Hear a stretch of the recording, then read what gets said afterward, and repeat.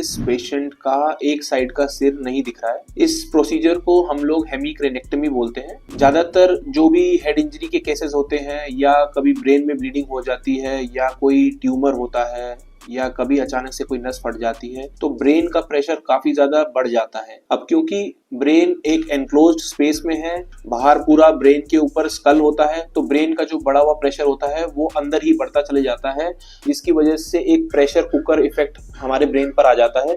इस चीज को रिलीज करने के लिए इमरजेंसी में हम लोग ब्रेन के एक साइड के हिस्से की बोन को निकाल देते हैं। इसको हम लोग हेमिक्रेनेक्टमी बोलते हैं।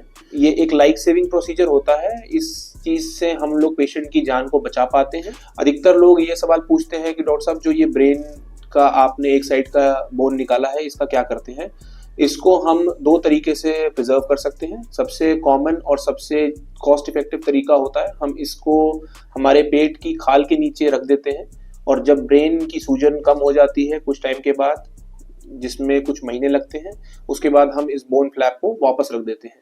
दूसरा तरीका होता है कि हम इस बोन फ्लैप को डीप फ्रीज में रख देते हैं और जब पेशेंट को वापस से रीडू सर्जरी की जरूरत होती है तब हम इसको ऑटोक्लेव करके वापस से लगा देते हैं। ऐसी और इन्फॉर्मेटिव वीडियोस को जानने के लिए आप हमारे इंस्टाग्राम पेज को फॉलो कर सकते हैं। Thank you.